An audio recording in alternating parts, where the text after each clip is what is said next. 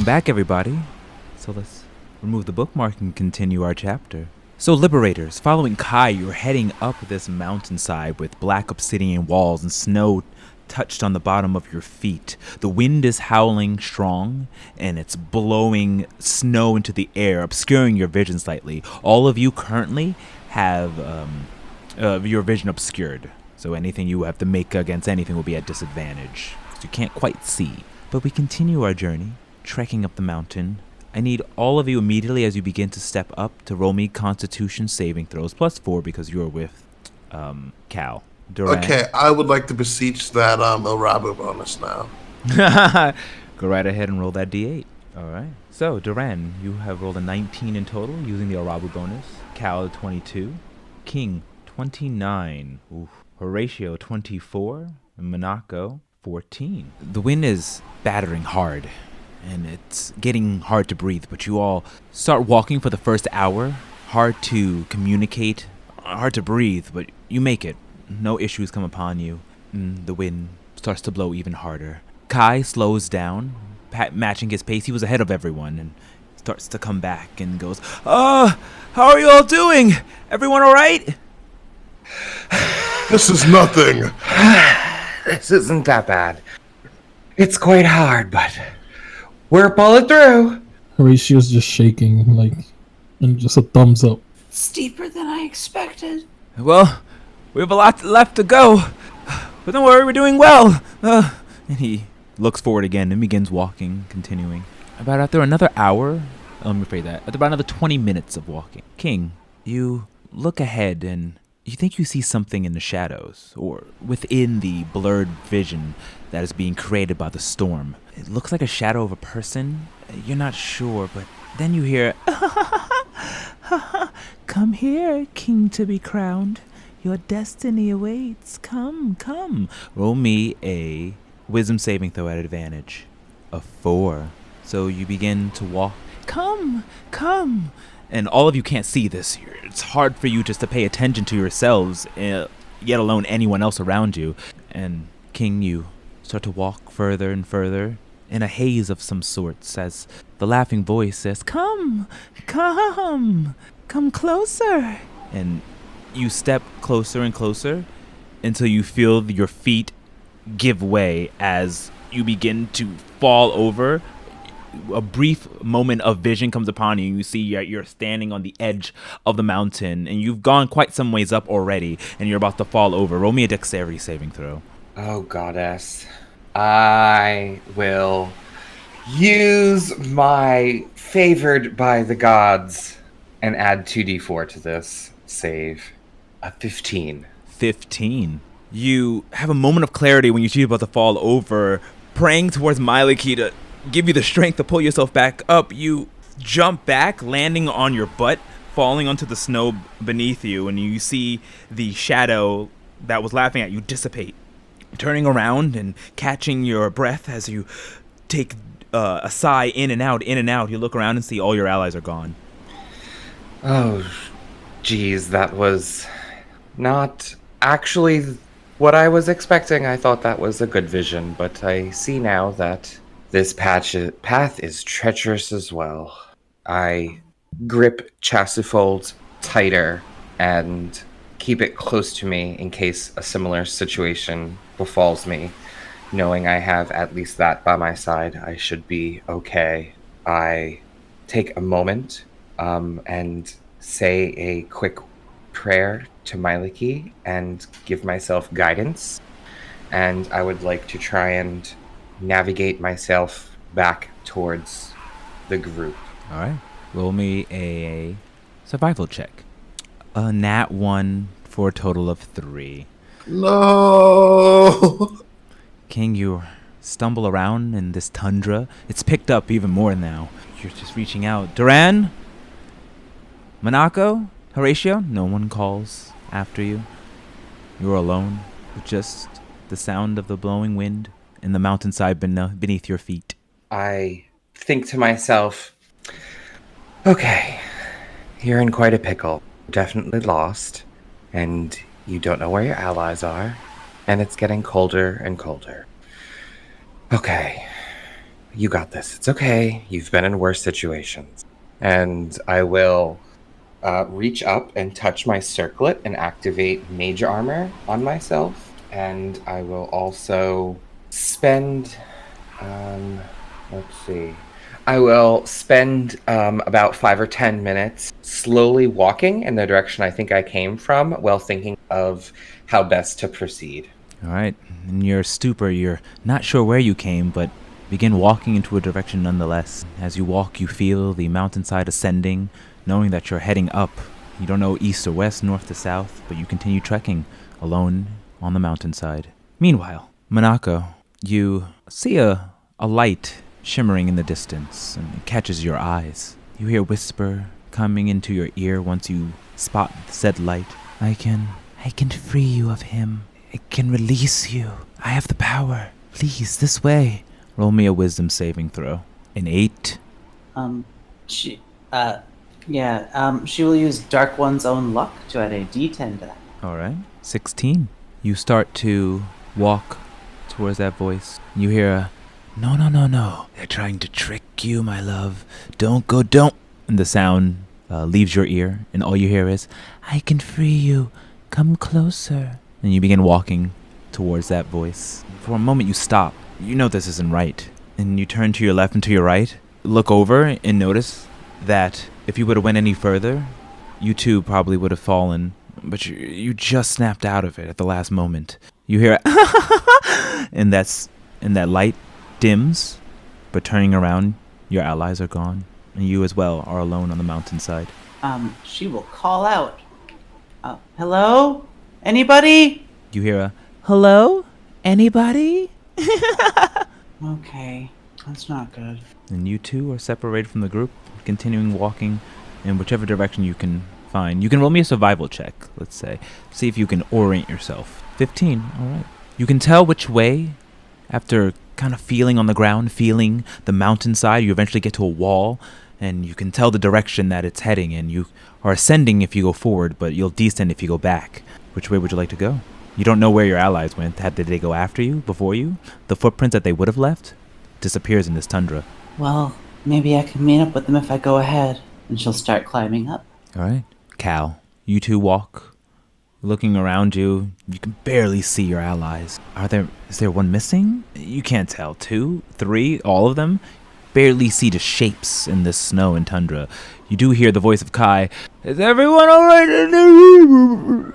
And it just kind of becomes deaf upon the wind. Who's there? The one that got away. The one that got away. Come. I pull out my revolvers. Show yourself. Show yourself.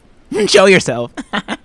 The one that got away. You see shadows dashing in and out of the frozen winds. Come if you want to get me. Or did daddy die for no reason? And in the distance, you see that same cloaked figure you saw at the bottom of the mountain looking through the reflection of the obsidian mountain in the distance. Short, red eyes with a cloaked figure that you recognize far too well. You see it in your sleep every night. And it grins as it runs up the mountain. Do you follow? Yeah, I start chasing after it up the mountain. All right. And you begin chasing. You two have seemed to be separated from the group. Where are you? No, I'm here. Come a little closer. Come on, Cal. Daddy waits. Shut your mouth. Cal, and I'm just like looking around. All right. You look around. You look to your left. You look to your right. And when you turn around really quickly with your pistols drawn, pointing, and you see at the barrel of your gun with its temples touching the weapon, a small dwarven-like black figure with red beating eyes. Hello, old friend. How the hell did you get here? I have my ways I have. Now I can finish what I started. Kalimvor won't interrupt this time. I pull the trigger. You pull the trigger, and the figure just turns into like dust and snow. And you hear, I need you to roll me initiative. Do we hear a gunshot in the distance? Roll me perception, everyone. Oh, thank God, I needed that. King, a 20. Thank goddess. Whoa, look at all these nat 20s. Whoa! Monaco, nat 20, 22. Not me, boy. Duran, nat You 20, tried, 25. Horatio, you tried. Horatio, 9. You're not lost yet, though. You all hear a gunshot. You don't know where direction it came from. It's echoing through this mountainside. There's ravines and little areas that you all walk through. At this point, you turn and look at each other because you can still barely see each other. And Kai turns and looks and says, "Huh, what was that? Is everyone all right?" Turns around and sees only people who are behind him are Duran and Horatio. And he walks back. Where's everybody? Sir Duran, Sir Horatio. I thought they were ahead with you. Where's King? I'm not sure. I can barely see anything. Firethorn! Duran cries out the activation word and triggers his flame tongue dual scimitar to kind of help illuminate and deal with the cold a bit. All right. Igniting Firethorn, you illuminate the area around you, heating up everyone. The snow melts within a 5-foot radius of you. And once you finish flurrying your weapon and spinning it down towards your side, an energy pulsates from you, pushing back and clearing space from Horatio, Kai, and yourself, giving you a moment of clarity. Standing next to each of you, you see that same figure that you saw staring back at you through the obsidian glass-like structure that was the mountain Kuro. This elven figure is all too familiar for you. Why did you do it?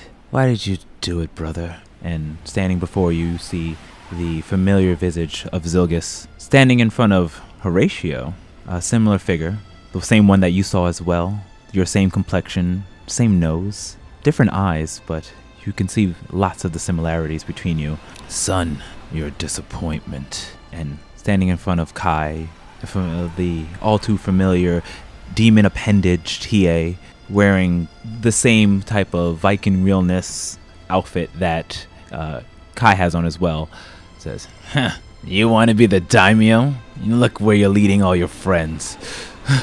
"Hey, what are you?" And Kai just jumps off into the tundra that's still going on beyond the radius that Duran is illuminating and disappears.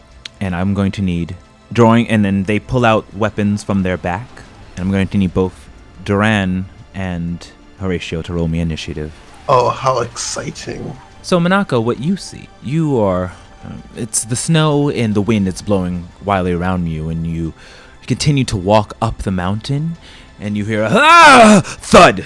Landing next to you, look, you see Kai, and he turns towards you. Monaco, are you okay? And before you get to respond, jumping on top of him, you say, it's Hiei, landing on top of him as well. Die, you treacherous non-family member. You are not fit to be a cloud dancer, you abomination. I'm going to need you to roll me initiative as he looks on over to you. 2 for the price of 1. Both you can leave without your lives. What are you doing here? Doing what needs to be done for Frostmoor and weeding out the weak. She will take an aggressive stance. So with the initiative rolls, we have Monaco at 21. Oh, let me roll for Kai. Monaco at 21. Cal, you're at 10. Duran, you're at 9. Horatio, you're at 7. What about King? Oh, King hasn't had his event yet. Oh, there you go, King. Be that way. I have faith. And lastly, King, as you're trying to head towards the gunshot, trying to find out where that noise came from, where your allies are, you see glowing red eyes in the distance. You start to head towards it more, knowing that the sound must have come from this direction. And peering around a rock, you see a sight that horrifies you. King, why did you forsake me? Is this what it means to be a follower of Myliki? As a familiar robotic figure steps up and you see Scarlet with blade in hand running towards you. I'm going to need you to roll me initiative. No! 11. All right. Kai's group, which consists of Kai and Monako. In front of you, on top of pinning down Kai, who's on the ground in front of you, is Hiei. Is it absolutely is him, or is it like a question we don't know? It looks like him. It looks like them. You can try to discern that later on your turn if you want, but it surely looks and feels and smells and seems like it's them. Starting off, Kai will struggle and push, like, get off of me. He's going to use his action to do a strength check against Hiei's strength check, so you can get him off of him as he's being grappled. All right, 16. And Hiei rolled a 3. So Kai says, get off of me, and pushes Hiei off. Hiei jumps off, landing on his feet. Some fight still in ya. I don't know how you got here, but I'm in this right now. And he begins to use his movement and start to dance around. And he goes, Fakery, activate, dance of the lightning blade. And with that, you see electricity form around him as he shoots forward. And he's going to go ahead and make an electric attack, and that is a miss. Hiei jolts out the way before this lightning dash Kai reaches him, and it just slides over his face. Already uses movement, so now he's face to face with Hiei. He will end his turn with that action. Monako, you're up next. I may have stood beside and watched you kill others in the past, but not today, Hiei! And she flashes out her rod with the paper on it and swings it in the air, drawing a large X. And she will cast Hold Monster on Hiei. All right. You go to cast Hold Monster. He is like, what is this? What? I'll deal with you first then, you wench. All right, and he is held in place. And then she will hold her rod in the air, casting Shillelagh on it, giving it a bit of extra weight. And then she makes an aggressive stance, glaring at him, and says, "You will do nothing today." And that's it. All right. So, casting your magic, holding on, Kai looks at you, goes, Thanks, Monako. Let's take him down together. All right. Now it's his turn. Does he have to get to roll to pull out at the end of his turn or something like that? Yeah, at the end of his turn. All right. He's like, and he's like struggling. At the end, he ends his turn, unable to move. And what kind of save does he need to make? Charisma? Wisdom saving. Has another failure, so he does not break free. She holds. She senses him struggling, and she kind of holds fast with the rod in the air, pointing it at him. She says, "I can't hold him for long, Kai." Right. All right. Up next on the next map, King, you are face to face, or you see running towards you is your old ally and friend Scarlet, and she looks like she's out for the kill. What do you do? I hold Chasifol forward at her, and I say, I know that this is a trial, and seeing you in itself is meant to break me. I know that you probably are actually in danger, but you are my friend, and you are guarding the cave to Enceladus. So what stands before me is a trickery, an abomination. Chasifold, sunflower, and it'll bloom open, and a guiding bolt will get launched at the Scarlet in front of me, and I'll cast it at 2nd level. Roll that attack. 21. That's a hit. Roll damage. 14 points of damage as you look on what you believe is just a mockery of Scarlet's figure. You raise Chasifold up, pointing it towards her. It begins to charge as a beam of energy shoots and hits Scarlet. And you hear, as she is hit. She's once the dust fades, you see that she's kind of glowing and an easy target. The snow and the wind blowing around her has dissipated, giving you an easy shot at her on your next turn. That was my action for my movement. I will sort of strategically take a few steps backwards and get away from the edge. Right, this is like a nook? Mm-hmm. Yes. Okay. And then the other side is a ledge, right? Correct. Okay. Yeah, so I'll sort of like tuck back here a little bit. And, no, I can't cast another spell as a bonus action unless it's a cantrip, correct? Correct. I will sort of bolster myself and double-handed hold Chasuble and prepare for the oncoming attack. And then that ends my turn.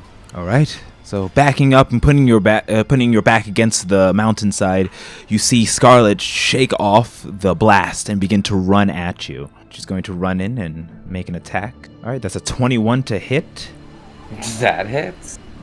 All right, you take 13 points of piercing and frost damage that is absorbed by your shield that you had gotten from Monako. She's going to go ahead and make a second strike with the same blade. 26. That hits as well. Right, doing 9 points of damage. Some of it absorbed, but the inspiration, the shield that was put upon you has been exhausted, and you take much of that blow directly towards you. You are an abomination. Myliki is an abomination. You have forsaken me, King. Everything was for nothing, and so you will die. And she ends her turn there. Up next is Cal. Show yourself. Appearing before you, you see, once the wind and the snow dissipates, it's that same dwarven-like figure that you know too well. Cal's going to. I take my 2 revolvers and put them side by side, almost as if I'm putting my hands together for a quick prayer. And instead of saying a prayer, I'm going to say, "Fortunately for me, Kalemvor is here. His spirit lives within me." And I'm going to cast Divine Favor. All right. Casting your Divine Favor. What is that, an action? It's a bonus action. Okay. So you cast forth your Divine Favor. You feel the holy energy of Kalemvor come around you, and it begins to hover between the space of you and this dark dwarven foe. And now that I've done that, I looked this dwarven foe straight in the eyes, as I have in thousands. And I just kind of grin. "Kalemvor is right here. Let me help you out." And I fire a shot at this dwarf. All right. Roll an attack. So a 14 misses. You fire your shot, and you see it move his head to the side very quickly, and it misses your shot misses, hitting the mountainside in the back. You just hear, "He's not here, is he? He never was. He doesn't care about you." Ugh. How dare you! And I fire off another shot. Oh no! Can I use my, what is it called? My Channel Divinity? To do what? To add 10 to the roll. It's still a natural one, though. Okay, then I will not do such a thing. And unfortunately, that is your misfire. That is a misfire. As you fire again at this dwarven-like foe, your gun seems to jam up and no shot comes out. And you're just slamming onto it, and you're hilarious. You're not getting away again. And he begins to go and attempt to attack you, but you still have your movement. I'm not going to move. I'm going to stand where I'm at. All right. So he's going to go. He's going to attack you. You see out of his hand a shadow-like sword appears, and he goes to make a slash towards you. 25. Yeah, that hits. So you take 21 points of necrotic damage as the slash comes across your neck, down past your chest, and you look down, and no blood comes out where it made it, but a black ichor begins to seep out of the wound, and it stings. No escape. And he will end his turn there. Duran, Horatio, before you, you see family members once lost and or forgotten. And they both go after you, so you can go ahead and take your turn, starting with Duran, as you see Zilgis say, "Why, brother? Why are you weak?" Okay, and so he can see both of them, right? You can see both of them, yes. Okay. Duran kind of scowls at the man in front of him. "How dare you? I knew I would come to this mountain, and I would be shown images to test my spirit, but you would wear my brother's face in front of me. Shows no respect for him. Fine. Then I will give you something to respect right now. Taste my blade!" And Duran's gonna dive towards him, swinging with his enchanted fire thorn. All right, go ahead and roll that attack. And if he hasn't acted yet, that would trigger my assassinate ability. He has not acted yet. All right, so that is a 16. Unfortunately, that does not hit. And I get to roll one more because Yeah, you do. 20. That's going to hit. Go ahead and roll damage. 18. Oof. Okay, so using Firethorn, with it being being lit, you slash down onto the visage of Zilgis, and you hear ah! And when you do, for a second, you see shadows appear where you slashed as they heal right back up. Although he does look damaged, though, but the shadow opening kind of encloses back, and all you see is just a tear in the clothing that you've made. Again, betraying me, brother. I'll take you with me to the pits of the 9 hells. Go ahead and make your next attack. 1d2. Roll that damage. 17. With another strike, you slash into it. Same thing happens. You slash up, and you see a hole, and then it closes back up once the shadows dissipate after your slash completes. You are a pale imitation and lacking the light of my brother. I will return you to the shadows from which you came. And he's going to use his bonus action, and he's going to attack again. All right. Natural 20. 16 more points of damage. Ouch. Plus sneak attack. Oh, roll that sneak attack damage. Plus 5 more points of damage. For a total of 56 total points of damage in one turn. As you slash up Zilgis, you just hear Duran then kind of slides up next to Horatio to make sure that they don't get surrounded. Horatio is going to Misty Step to get out of combat range with this individual in front of me. And he's going to Misty Step right behind Duran, basically, if I can. Okay. So, blending in with the wind and the tundra that's humming around you, you fall back into it, turning into mist and shade as Frank goes to grab you, but gets nothing but snow. You appear behind Duran. Looking back, you see you're teetering on the edge. You notice that your foot is right off of the ledge that leads way down to the depths. But continue making your turn. Can Horatio see who Duran was attacking? Does it look like another Frank, or does it look like Duran's brother? It looks like a unrecognizable but similar elven person like Duran. Like, you don't know who it is, but he definitely looks like he would belong to Duran's warband, for instance. Say, Duran, these tricks of the minds that they're trying to play on us. Let's work together. And he will aim his firebolt at Duran's, at the person Duran was attacking. All right, that's a 23. Roll damage. 8 more points of damage to Zilgis. So you fire off your fire bolts. As it charges into your hand, you release, hitting the figure of Zilgis as a hole appears and you can see directly through. And around the hole are these shadows that seals right back up, and you see him go, Can't even defeat me on your own, huh, Duran? You're a disgrace to the warband. Horatio, are these creatures here to stop us from making up the mountain? I believe so. We should probably keep moving and attack them as they get close. That will be far easier without their blades pointed at us. And let's get rid of their blades. All right. What else do you want to do, Horatio? You still have your movement? Okay, I feel like we shouldn't be near the edge, so I'm going to try to make my way over a little further away and without provoking opportunity attacks, hopefully. All right. Place yourself where you would like to go. That's the pathing I would have taken. All right. So you make your way across the scape, keeping the enemies in your eye as you back up. Is there anything else you'd like to do, or does that end your turn? That is all. Oh, yeah. All right. Next up, the Frank Kane. I didn't raise a son who cowers. He's going to run past Duran. You can make an opportunity attack if you like. It's 5, 10, 15 against Frank Kane. Duran will. All right. Roll that attack. 14. Fortunately, does not hit. You go to swing with Firethorn, but Frank nimbly jumps over the blade, rolling on the ground, getting back up, and using that momentum to strike his dagger into Horatio.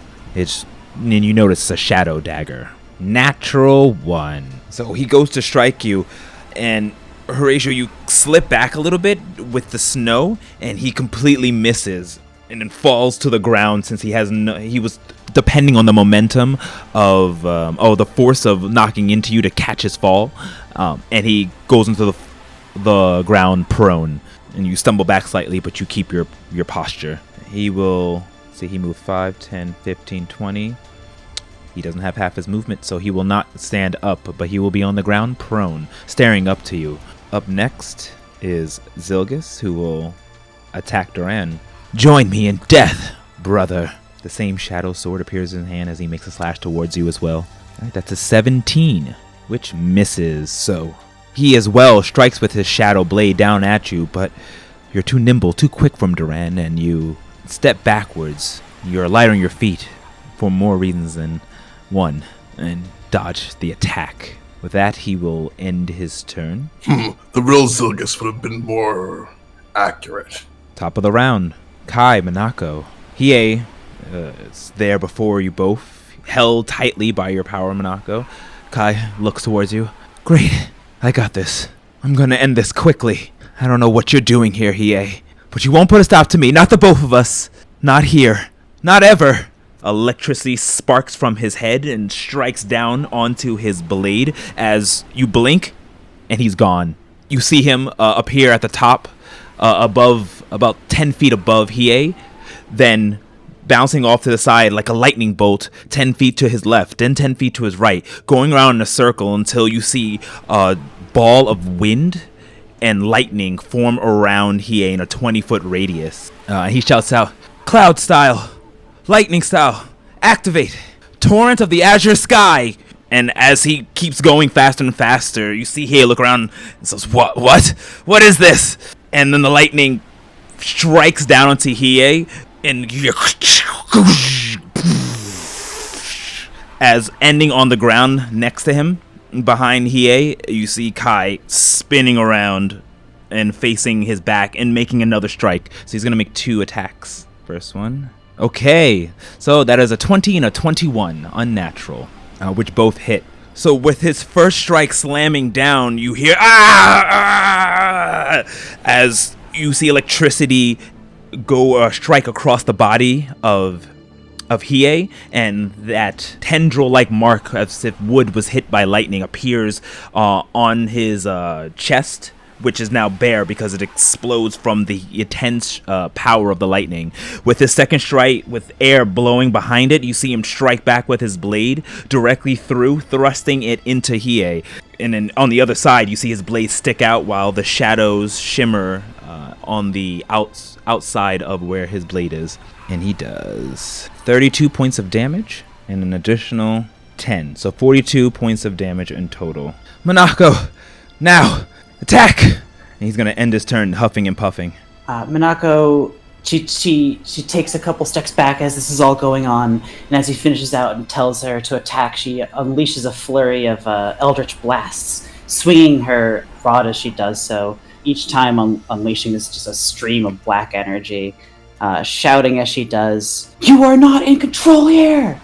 Well, your attack's at advantage since he's held. 29, that hits. All right. Second. It's a 26. That also hits. So 7 points of damage on the first one, 6 points on the second, as these Eldritch Blasts fly off. Still stunned from the strike, you release 2 Eldritch Blasts, hitting here as a hole in his left pectoral appears before healing back up with dark shadows. Huh? It's not him! I knew it. It's a trial of the mountain. We can do this. That won't stop me. Me neither. Let's do this, Monako. Still your turn. She just takes no, there's nothing else she can do. All right. So he cannot move and will attempt to break free once again, and he fails. Yeesh. He's like, that's the way, Monako. We can do this. Give it all you've got, Kai. All right. Up next, King, face to face with Scarlet. What do you do? I start to ruffle through my bag and take like a partial step back, but not leaving the range. And as a free action, I'm going to pull out one of the divine candles, but I'm going to pull out the scarlet one. And I'm going to like yam it on the wall cliff, like into the rocks. And I'm going to say, How dare you forsake her name and make me call upon her? She is always with me and watches over us. And I will, as an action, use prestidigitation, light the divine candle, the one that had Scarlet inscribed in it, that I made with her. And I'll say, she watches over me.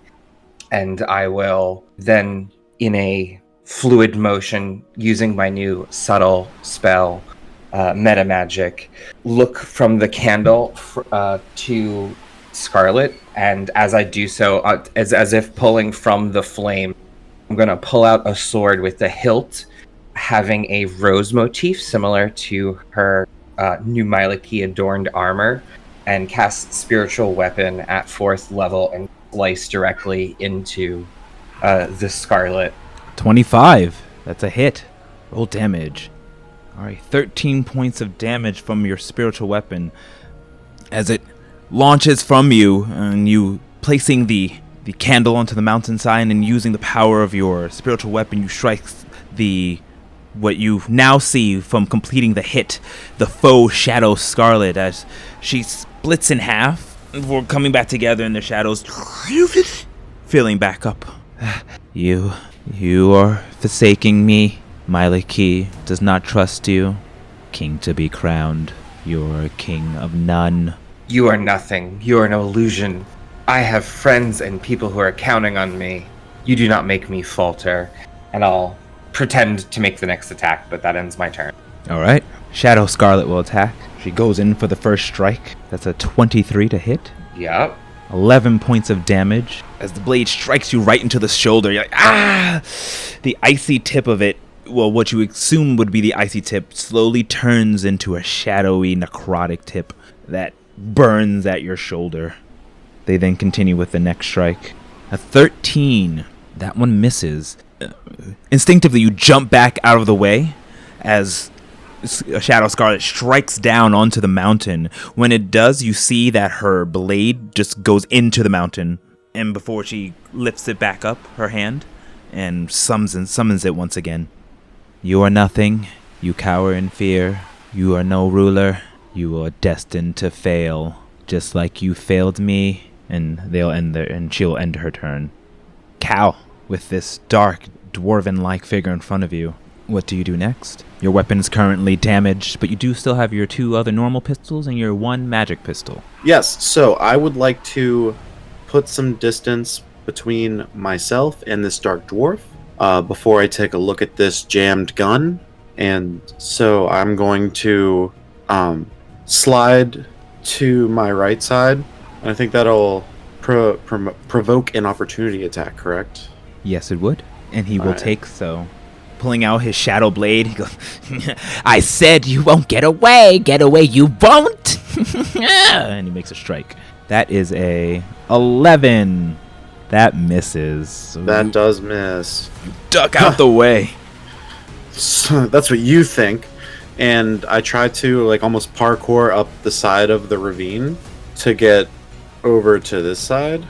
That is dangerous. Roll me a dex check. Or acrobatics check. Okay. Problem. Don't worry, you used up all your nat ones. Yeah. 17. Alright, so you look towards the edge of the cliff, and where the mountainside raises up a little bit, you kind of run across that, heading up and flipping back to the other side to get into a better positioning. You land safely on the upper half of the mountain path. And I continue to go the max distance I can go from this foul creature. Alright. And I'm going to try to unjam my gun. Alright, you can use an action to do so. Yeah. Make a Tinker's Tools check. Which is... I'm just trying to remember what roll I have to roll it against. It's an intelligence check with your proficiency bonus. Okay. So you are proficient in Tinker's Tool. So it's an intelligence save. It's a check. Okay. Oh, well. There's that one. Nat 1. I don't know. I feel like your character's coded to just get nat 1. Yeah, I don't this is rough. That is rough. Oof.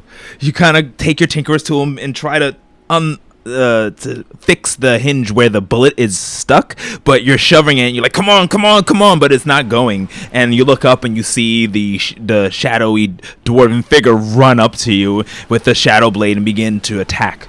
Ugh. But you still have your you still have your bonus. I have a bonus, but I have nothing to do with my bonus right now. I guess with my bonus, I'm going to use another spell slot. And as I see this dwarf running at me, I pray to Kalimvor to grant me divine favor again. All right. So you're using your channel divinity? No, I'm just using the divine favor spell Oh, okay. to try to buff myself again. All right. Apply your divine favor. And this thing's barreling down on me. That's it. All right. So as you fix it and you see him coming up and you make a short prayer to Kalimvor, you hear, Kalimvor, he doesn't listen to you. Your prayers fall on deaf ears. And he slashes down onto you. It's a 17. Yep, that hits. You take 38 points of necrotic damage as he slashes down on top of you from head to toe. This gigantic black necrotic mark appearing, and it is painful. God, Kalimvor, fuck. And you lose your concentration on the divine blessing that you beseech from Kalimvor.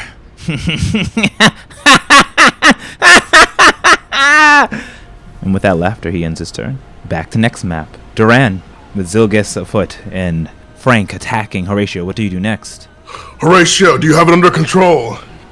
Yes. Duran is going to kind of slide over and then strike at Zilgus again. All right, roll your attack. 21.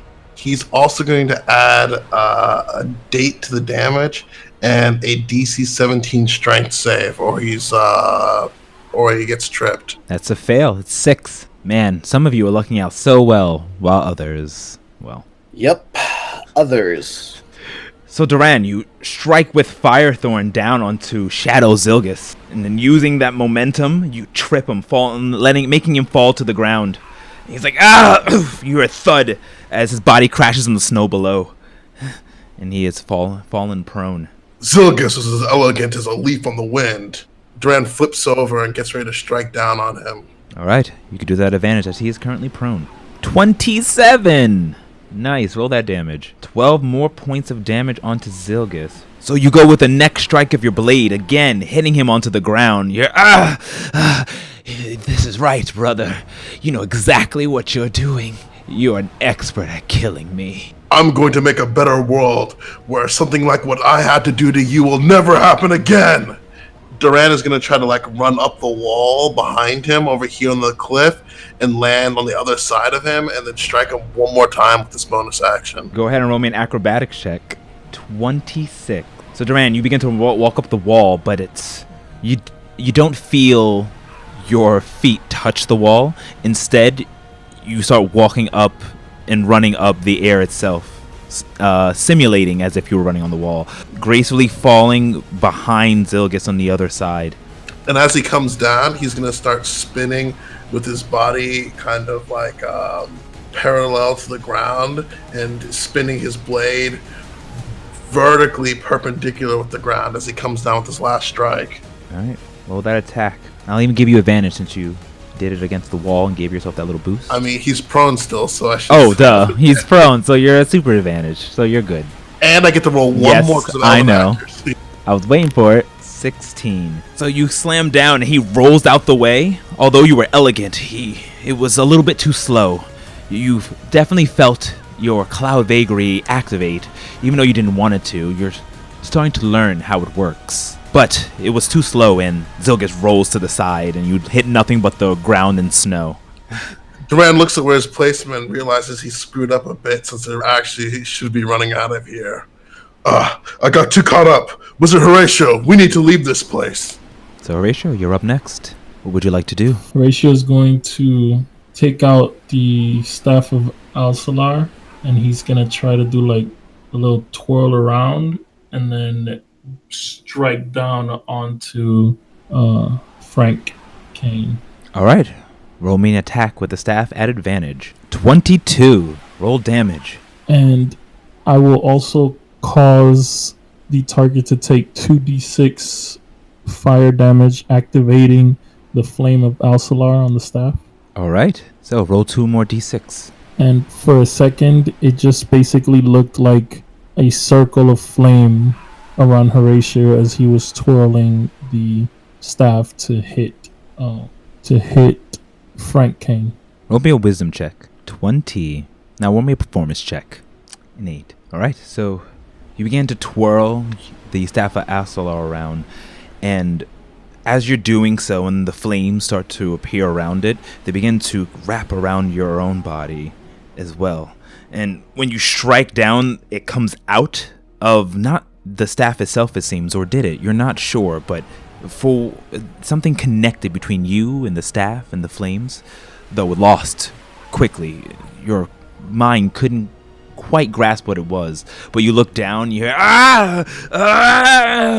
you see the shadow Frank King begin to burn up with all of his clothes becoming in flame before being doused out after a few seconds of the wind blowing on him. Is that all you got? You're no son of mine. Anything else you'd like to do? No. He will attempt to make an opportunity attack at your feet. Swipe at you with his dagger across your ankles. Is it at disadvantage because he's prone? Yeah. Okay. 16. And that hits. Shield. Okay. So he goes and to strike you with his blade, and as you look down and see it about to hit you, you raise up a shield instinctively, but instead of a shield of abjurant magic that you're used to, that clear white shield you normally put up, it's now emblazoned with a flaming red torrent, and as he strikes it, you see him go ah, and he takes fire damage from that flaming shield you had placed up, and he takes 12 points of damage. The rest of the time I'm going to be thinking about what just happened. All right, so Frank is going to get up using half of his movement. It's always a disappointment. And he runs on over to you, and even though you have your flaming shield still up around you, you can see through it easy. You're just looking at this weird flame that's just hovering around you. He's going to go and make attacks, trying to slash at it. So let's see what he rolls. 27. His strike pushes past. Wait, what is your AC? Should be 21. Okay, yeah. His strike pushes past the flame. He's like, you see his hands start to burn and the shadows start to form around it, where like skeletal in flesh, you're not sure what it is, begins to appear and disappear, being burnt, but it gets right through. He still takes some fire damage, but he does manage to hit you, piercing your flame shield. You take 29 points of necrotic damage. You feel the necrotic energy start to come into your shoulder. You're like, and you see his hands start to burn up and turn back into normal once those that shadow begins to wrap around it. He's like, And he just snarls at you and ends his turn. Zilgis is up. Zilgis is going to go and attack you, Duran. Oh, leaving so soon, brother? Abandoning me again? No, not this time. Where I go, you go. To the 9 hells. And he's going to make an attack against 23 versus your AC. That connects. And you take 27 points of necrotic damage as the shadow blade pierces your side, the side of your abdomen. You're just like, and you feel the stinging sensation as it begins to fester, and you see this black ichor oozing out of it. How was that, brother? And he ends his turn. Top of the round, Kai and Monako. You guys are doing the best, as doesn't seem that could be Hiei. Well, now you've determined now that it's Shadow Hiei, and your hold is strong, and he's unable to move. Hiei kind of looks at both of you. Cowards! This is how you're going to rule Frostmoor? You don't have the guts to do what's needed. I have the guts and the will. I'll do a much better job than you will. As long as I have my friends and Monako by my side, I could do anything. And he goes and thrusts at advantage. His first attack. All right, that's a 19 which hits, and he does 16 points of damage. Okay, and he goes for his second strike. Oh, is that advantage? And it's an 18, which hits, and he does another 16 points of damage. And then he will use his movement he used his full movement to dance around in a circle, coming back to his original position. And once complete, he shouts, Cloud Vagary, activate. Wind Blade! And strikes up with the power of the wind guiding his sword for an extra attack at advantage. Alright, which hits 24, doing an additional 13 points of damage. Do it, Minako! He shouts, ending his turn. And she'll swing and her rod a bit, let loose another volley of Eldritch Blasts. Alright, roll those attacks at advantage. That is a hit. 15 points of damage. 25, that's another hit. An additional 13, describe your killing blow. She lets loose another volley of Eldritch Blasts, but this time, as they hit, the first one hits him in the chest, the second one hitting the shadow Hiei in the face, and she kind of glares down at it with this sort of satisfied look on her face, saying, "If only." All right, you go and cast your blast. Looking at the shadow Hiei, he dissipates instantly once he's struck by it. You just hear, ah! Pff, and the shadow disappears. The wind that was blowing, that was blocking your vision, has gone down, and you see the pathway leading up. There you hear sounds of battle from around the corner. Kai turns to you and says, "You did it! I knew you could. You're so powerful." Kai, you know we couldn't have done that if we weren't together. Come on, we've got to keep saving the others. Right. Follow me. And he runs off. She will follow. All right. Ooh. King. Shadow Scarlet is there, attacking you with bloodlust in her eyes. They're glowing red with fury. What do you do next? I call forth the spectral ethereal blade to swing down at the Scarlet, but as I do so, I'm making hand symbols. So first I'm going to use my bonus action to strike at this Nega Scarlet. Your first attack swings wide, the spiritual weapon missing. She actually parries it with her blade and says, some envoy of Maliki you are. And I'm going to snap my fingers, and the spores that are in the area are going to activate, and I'm going to cast the cantrip Frostbite, and she will have to make a Constitution saving throw. That's a failure. Okay, so you do 3 damage to Shadow Scarlet as she begins to freeze up and move slowly. She's lifting her blade up, but it's very slow. Just trying to come down towards you. You still have your movement? I will stand and guard the holy flame behind me and end my turn. All right. Scarlet will make an attack. 16 to hit. I'm a 15, so that hits. All right. 8 points of piercing damage as she strikes you, and then she's going to come up for another attack. Okay. So this one's a 25 to hit. Yep. Right, so an additional 10 points of damage. So Scarlet runs in. The flame, it's lit behind you, though it looks very dim. And for every strike that she hits, it seems to get a little brighter and a little brighter. But it doesn't seem to make any effect yet. She slashes left and right on you, hitting you, and you're like, taking all these scars and feeling something bubble up inside of you, a fury and anger that you've never fought before, looking on at the figure of someone that you love dear is attacking you, and it's an insult to her name. And more she's berating you with insults. King to be crowned, more like king to die. You are an abomination. I have abided your presence long enough. Die! And that ends our go. Cal, taking blow after blow with your weapon not being fixed, and a foe you know too well, all too well before you, grimacing at your failures. What do you do next? I drop the gun and pull out a regular pistol to replace it. All right. And I start firing away. First, the other magic pistol. 15 misses. You shoot again, but the dwarf is too quick. And I fire off another round quickly with that same pistol. 11. Just the sheer fear and anger that's in you, it's misguiding you, making your shots miss left and right as he taunts you for, just like Daddy, you'll die. I'm gonna use my bonus action to fire off a third shot. Okay. 26, that hits. And I'm also going to burn a second level spell slot using my divine smite. and say, "Don't speak of him!" And I unleash a holy round for this evil-looking dwarf. All right. Roll damage on that divine smite. And, of course, your normal damage. All right, 12 points of damage from the magical gun. You start shooting your gun, and it's... What happened? Oh, and You get to add a third one because it's at second level. Ah, yes. I'll apply that 1 extra damage. Yeah. So you start firing your gun, shot at the shot, and it's quick shots, and it just seems like it's missing. When you shoot to the left, he moves to the right. When you move to the right, quickly shooting, he then moves to the left, dodging it back and forth.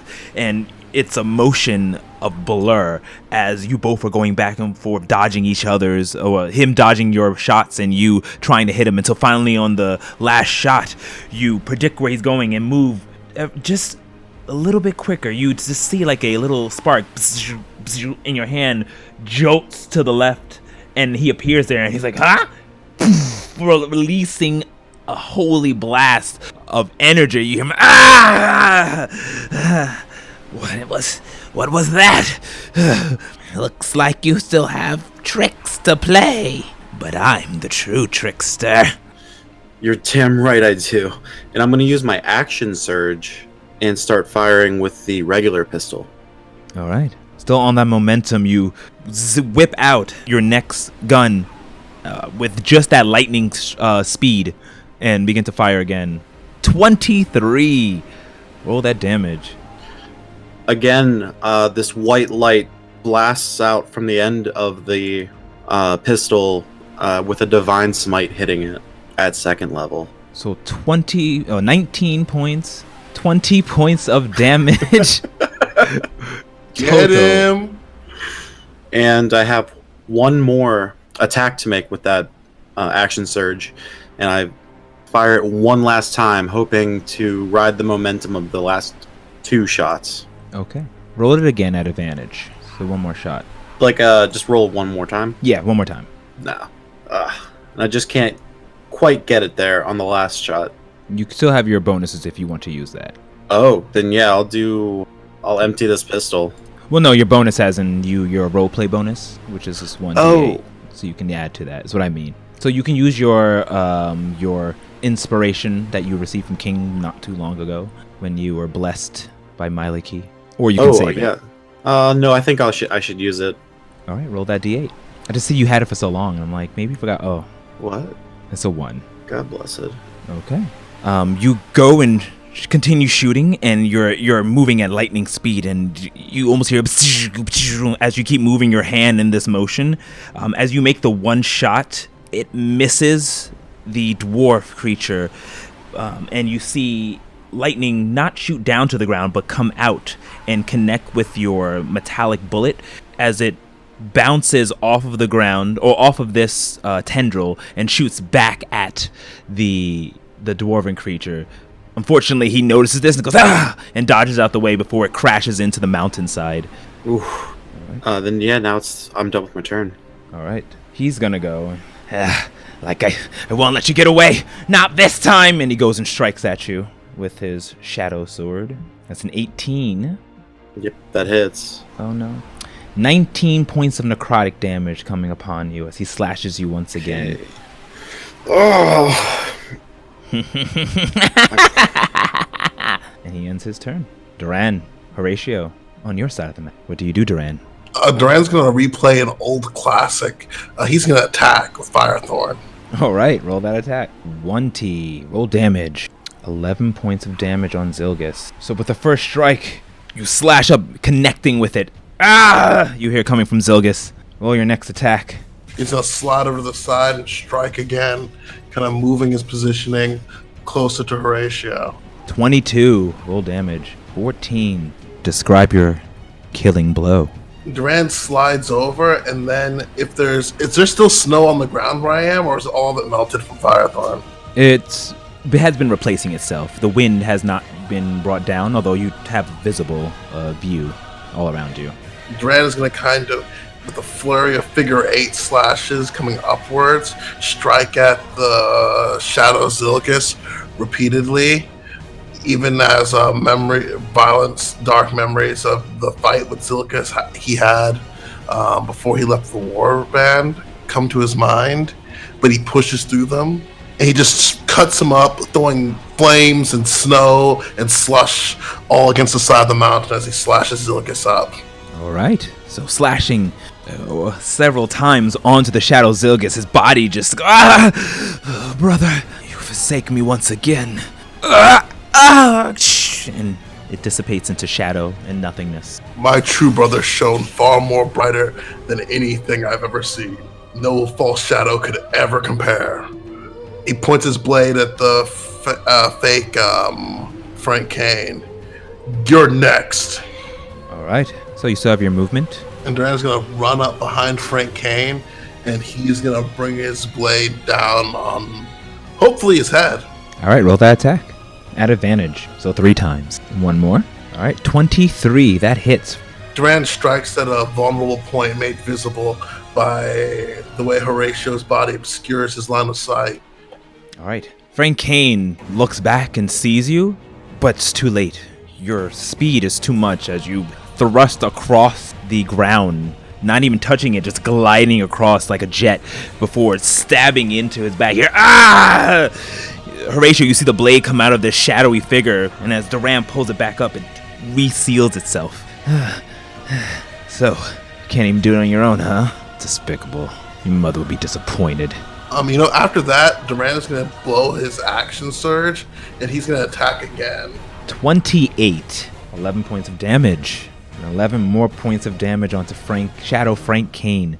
And he heals back up, but keeps staring at you, Horatio. And with that, what do you do next? He'll begin his verbal incantations, and you guys see lightning come from his hands, but as he passes his hand through the staff, it turns red, and then kind of like thrusting a spear, he shoots a witch bolt towards Frank Kane. All right, roll that attack. I will use my D8, I believe is, from the Irabu. You pray and think of Makar and the Irabu and hope that they guide your strike. Roll that D8.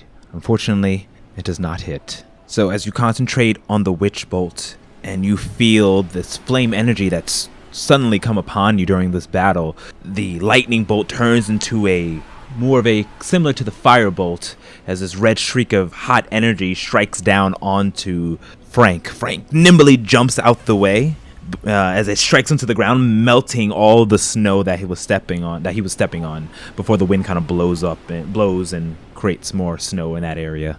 Is there anything else you want to do? That is the end of my turn. All right. Frank will ignore Duran and continue to move. You can an opportunity attack Duran because he gets closer to Horatio. Or do you want to save your reaction? No, he's definitely going to react on that mug. All right, then go ahead and roll that attack. It's not at advantage, though. It's a 20. Roll damage. Awesome. And it's also going to come with a DC 17 strength check, or he gets knocked prone. All right. That's a dirty 20. So although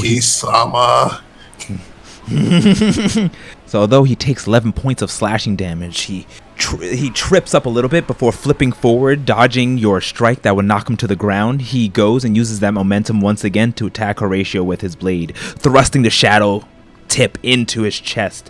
Let's see if he manages to hit. All right, that's a 17. I will use my reaction again to shield. All right, so expending the spell slot, you go ahead and use your reaction to create a shield, and once again before you, a flaming sphere of a shield appears, burning him as it bounces off of his blade. And he takes 6 points of fire damage, and he ends his turn looking at you. You think you'll be able to find her, save her? You're the worst thing we ever created. And he ends his turn. Zilkas is dead. So Kai, Monako, you both are still making your way up there. It's going to take you a little bit. It's quite a distance away where you hear the sound of a blast and slashing. So I'm assuming that you both is going to dash. He's just going to dash all the way there. He goes, come on! We have to help the others! I hear the sounds of fighting. They can't be far. King, back to you. With Scarlet still attacking you. What do you do next? You're an abomination, and I abide your presence no longer, and I'll make hand motions and have the spiritual weapon up and comes flashing in at Scarlet. All right, roll that attack. 28. Roll damage. Oof, 19 points of damage. And then after that happens, holding actual chastity out, I will say, "You are nothing, and you cause me no pain. You are merely a weak trial set in front of me, and you shall be vanquished. Suffer in my magnitude." And I will use one of the charges and cast Cure Wounds on myself. All right. And then I'll just stand there like you can't defeat me. Roll me 2d4. The candle begins to flare up behind you and pick up when you cast this Cure Wounds, and you just hear a almost like a water droplet into a bucket, and you feel a little bit more energized, and you gain that in HP as well. Oh, nice. I'm not gonna move. Okay. Scarlet's up next. She just goes, ah, and she goes and makes a strike against you. Her first one, 25 to hit, and that deals 9 points of damage. Second attack, 17 to hit. I will. Hold on. Oh. Oh, you threw too quick. No, go ahead. No, go ahead. I was gonna say, that one I can hold up my hands and say, "Mylek, he's stronger than you think, boof!" and use 2 of my sorcery points to reduce that attack by a 1d4. So the 17 is a 16, which still hits. Never mind. I tried. She cuts through the spores and still hits me. The spores appear, and you're like, Mylek, you won't, and Mylek, he forsakes you. And striking down, dealing that 12 points of damage onto you. I sort of half take a knee, but stand right back up and stand tall. She is where I move. Cal, you're up next. All right. The first thing I'm going to do is breathing heavy. After getting that last attack, I'm going to use my second wind to try to recoup a little bit. Well, it was just a little bit. That was a 2 plus my fighter level, which is 3, so I get 5 hit points back. Okay. And looking at the situation I've gotten myself into, I want to take my Channel Divinity now and activate my Conquering Presence. Okay. So I'm going to hold my non-magical revolver out at point blank range and force this dark dwarf to make a wisdom saving throw. All right. Dirty 20. Yeah, that passes. Gosh darn. That was good. Yeah. So he shaves off your divine prowess and laughs. Still your turn. Well, I really just have my movement. I think I have to stick it out and hope for the best. All right. So you stand there with a gun pointed at the dwarven monster creature, shadow creature, and he goes to make his strike. 15 versus your AC. That hits. All right. You take another 20 points of necrotic damage as he continues to slash at you. Die, die, die, die! This is not going well. Kalempor, give me strength. Duran, you're up. With the shadow Frank Kane before you, what do you do next? Duran's going to take a look at the Shadow Cane, and has the Shadow Frank been reacting to my slashes at all? He's been taking damage, but is he caring about it? Doesn't seem like he is. Duran stopped slashing. All right. Horatio, I believe this might be some part of the trial of this mountain. If this man in front of here is your challenge, then it is up to you to defeat him. Horatio yells, "Get behind me!" Duran's going to try to run over and hop off the back of the Frank Kane and kind of flip behind Horatio. Roll me an acrobatics check. 27. You run up and jump, and the clouds themselves, the air itself lifts you up, and you don't even need to step onto Frank as you just fly up and float gracefully behind Horatio. As he's flying up, Horatio takes out a piece of crystal from his component pouch, mutters some arcane words, and casts his cone of cold in front of him at Frank Kane. All right. He has to make a Constitution saving throw or a Dex saving throw. I don't remember. Constitution. That's a failure. He rolled a 15. Roll that damage. What? 30 points of... Wait. Yeah, 30 points of damage.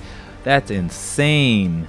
Duran's eyes open wide in disbelief at seeing the amazing show of magical prowess, but this is, of course, the Wizard Horatio. So, Horatio, as Duran runs up, using the air to aid his momentum. He flips, flying up in the air, jumping behind Horatio. Horatio, you at that moment when Duran leaves your field of view, you take out your hand and your focus, releasing a torrent of cold that blasts onto Frank Kane. He's like, Describe your killing blow. As this cone of cold is hitting him, you notice that the tendrils of the shadows start to crystallize and even break up until he's completely frozen solid.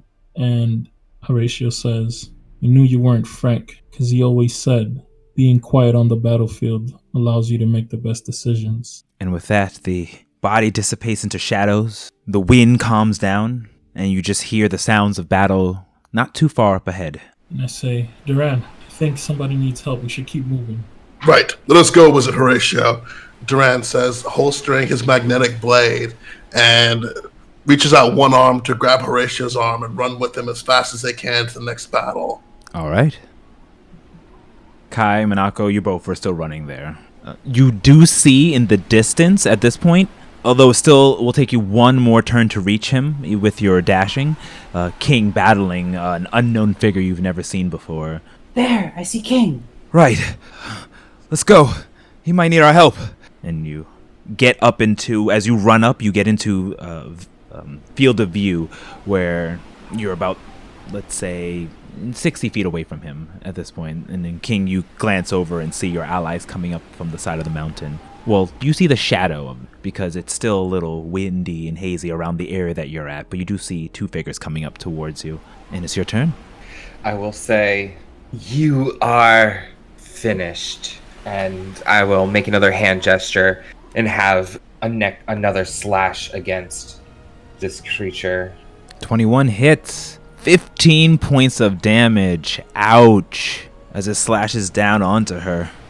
Do I see how damaged it is? Could you describe how hurt it looks? It looks complete. It looks fine. Undamaged. It looks undamaged? Okay. Mm-hmm. And I'll look back towards the candle still glowing and now even brighter. And I will hold Chastifold up again and cast another Cure Wounds on myself. All right. 11 points. I can outlast you. I have allies and friends I rely on. At the end of your turn, roll me 2d4. You hear bloop, bloop, bloop, bloop, like another droplet, and you are healed for an additional 3 points of HP. I will withstand you, demon. Shadow Scarlet turns to you. Why won't you die? Why won't you fall? You are weak. You are nothing. You are a great forsaker. You are meant to be. You are meant for only death. You are no king. She will strike you. That's an 11. The first strike goes wild, and you're able to easily dodge out the way. The flame of the candle burning even brighter. She'll make another strike. An 18, dealing 12 more points of damage onto you. Die! Die! And she continues to strike at you, hitting you. The Monako and Kai both see this happen, continuing to rush over there. Up next, it's Cal. Cal, you're not looking good. You're hurt. As this laughing figure is like, I'll take you. I'll take you with me. Like hell you will. And I drop the empty normal revolver onto the ground next to the first magical revolver, and take my hand and slam it onto my chest and lay on hands as my action. I'm gonna burn all of my lay on hands to give myself 30 hit points back. All right. Summoning the power of Kalimvor, you look deep within. touching your chest, you release that divine energy, and you feel his presence. You feel the scales tip in your favor, and energy is rushed into you. Death does not await you today. You hear that whispering into your ear as you're healed for those 30 points. Ah, cheater! Well, I'll just try again and again and again and again and again and again and again. And he goes to go ahead and strike you. I'm going to take my bonus action Mm-hmm. and use a grit point to give myself my Deadeye shot, Mm-hmm. which gives me advantage on the bonus action attack that I'm going to take. Okay. And I take the working magic pistol, which still has a shot in it, and make the attack at advantage. All right. 17 hits. It hits, and the white lightning bolts across my arms as I lay into it my last second level divine smite, giving it everything I can. All right. So, Cal, describe your killing blow. Ooh. Yes! As I stretch out my arm, making the final shot, I say, "This is what it's like when your faith keeps you warm on a mountaintop. This is what it's like when your faith brings the justice that you always needed to this world." And I let loose that last bullet, and as it goes whizzing by into this dwarf, a white light radiates from the bullet to a blinding light. And this thing can like turn into dust, basically, right? Yeah. And it just like pulverizes it into dust as it fades into nothing. All right. So, you go ahead and you see his strike was about to come and hit you. And releasing that blast, you hear a and your bullet shoots out of your gun, striking him. Ah! But the blade doesn't stop and it keeps going. And right when it's about to hit you, you see another jolt of electricity coming from the ground, taking the shot that you already that left your chamber. It bounces off of the wall and ricochets, zooming straight back into the dark dwarf. Before his blade is able to hit your face, you hear "ah!" as it strikes him and just turns into dust. And then all that's left is you see yourself, and the wind dies down, and you just see lightning just crackling around your hands before it fades away. What was that? Thank you, Clemvor. Now where are my friends? You hear coming from going down the mountain, not too far from you. It's an attack of a battle, and you hear a familiar voice of King beneath you. I will start to make my way towards that, grabbing my other revolvers first and stowing them and grabbing and like changing out so I have one fresh revolver and I reload my magic one as I make my way. All right. Roll me a wisdom check. 19. As you rush on over to make it towards King, you take a couple steps and they become quicker and quicker, and then you just feel like you need to reach him. You need to get to him to make sure he's safe, and your body just begins to speed up faster and faster until you disappear. What? It just becomes a streak and then just disappears. Oh my gosh. Duran, Horatio, and Kai and Monaco, at this point you all run up, and there's sides of the mountains. There's a whole different path, and they begin to converge. All of you see each other and see King fighting this figure, taking blow, but he regenerating himself, then taking more blows and regenerating himself, using Chastaful to attack this metallic foe. Everyone, other than the ones who don't know her, recognize Scarlet attacking King.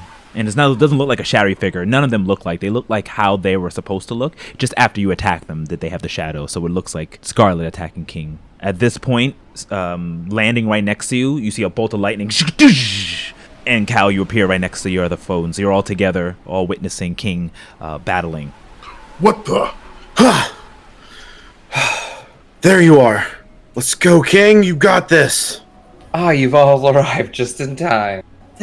That thing is gonna kill him. That's not a thing. That's Scarlet. Duran, remember, Right. it's the trial. He's right, Kai says, looking at her. This is King's trial to bear. We all must just witness it. You can do this. King can do it. You can do it, King! I believe in you, cousin. You got this. Don't let them insult Scarlet like this. King, You're up. You notice your allies are here. They're all staring at you. I'll say, I apologize. I was hoping to vanquish this abomination in its blasphemous form. And then I'll dead-eye look at it and I'll say, it is time for you to go. I will sweep around and sort of like start to dance around her. But as I do, I'm like waving signs and leaving symbols in the air. Then after I dance around, I'll push in and I'm going to cast Immolation on her. And I'll say, you have been judged and it is time for you to burn out of existence. Fairy King's Immolation.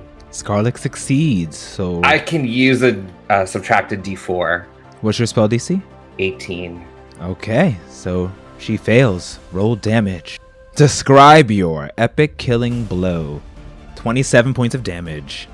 I'll see my allies in running up, and they're all in various states of hurt. And I'll try and recall the memory of what I did when I was in with the daimyo. And as I dance around, even though I'm weaving these symbols of hatred, I start to think of the joy and the purity of the mist. And I weave these symbols of immolation. And as I get around, I'll say, I'm done with you. Boof! And push in, and these fire runes light up and encircle this shadow beast. And it just burns to a crisp and singes as this smoke appears. And then I'll stomp my foot on the ground. All right. And with that, as it engulfs the shadow scar, you're... And Shadow Scarlet is no more. The winds die down, and you look around, see your allies, and they're all looking towards you. The battle has ended. Sorry that took so long. But you did it. You did it, King. I think we all did.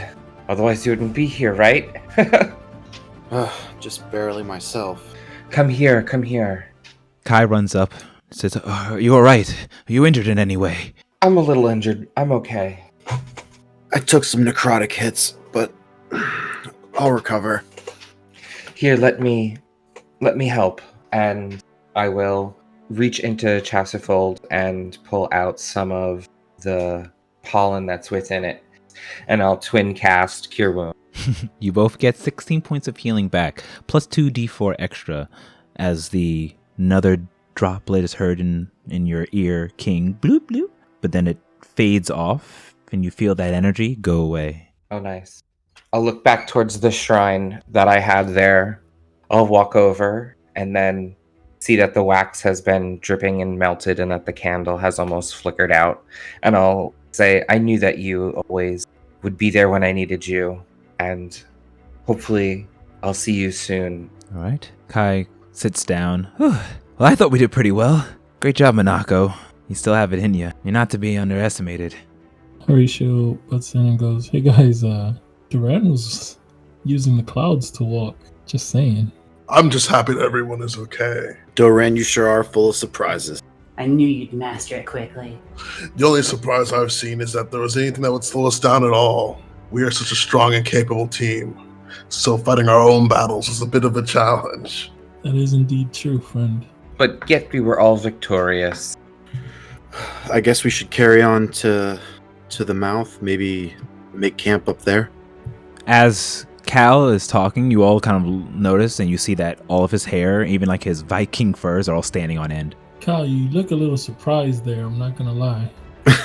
I guess I kind of came into a power of my own.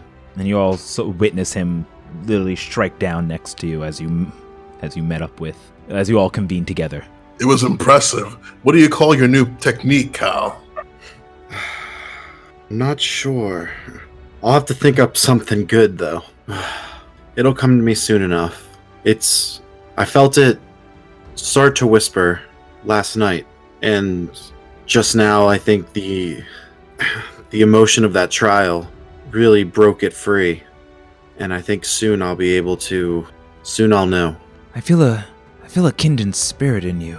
I think I have a feeling what your vagary is, Sir Cal. And he puts a hand on your shoulder, and you both feel like a jolt, like bzzz, And like it kind of gives you both, makes both your hair stand on end. Yours are already standing on end, but now his is. And he kind of chuckles. Well done, everyone. Kai, it was so impressive to see you use 2 vagaries at once. Or 2 styles at once. Just, you can thank the blessing of Nyx. It's all her. I wish I could have seen it. Sounds amazing. It does. It was... That's a little something I've been working on. Trying to combine... Well, if you don't know, I've been blessed, blessed be the blanket of Nyx, with the ability to harness 2 elements of vagaries, both lightning and cloud. Dad, the daimyo Kaijin, he found me long ago when I was a child, and saw the potential in me. He raised me, showing me how I can control the cloud and lightning styles. I'm trying to develop my own style. I haven't gotten quite used to it yet. Thank you, Monako. Thank you for everything. And he goes to give you a hug. This time he doesn't pull away. Just gives into it. After a moment, it gets a little awkward, and he goes, well, once again, good job. Should we maybe rest here for a bit? Some of you look a little worse for wear, and using 2 vagaries at once takes a lot out of me. I can use like an hour. The winds are down. Probably smart to take advantage of it. I'll start setting up a globe. And she'll begin to... Unless there's a clearing or something. Do we have... is there like a clear place we would be making camp, or? You're in a clearing right now where you did your battle, so you can make it here.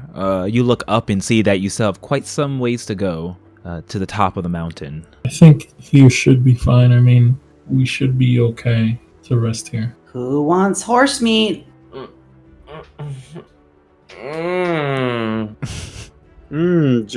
Jerky? She'll pull out strips of horse jerky and a little and some dried mushrooms. Oh, I'll take the mushrooms, please. Thank you. Thank you. I'll take the mushrooms as well. Duran will take the meat. Thank you, Doran. I'll hand Duran my extra meat. Kai turns and says, I'll take anything that you make, Monako. No matter what.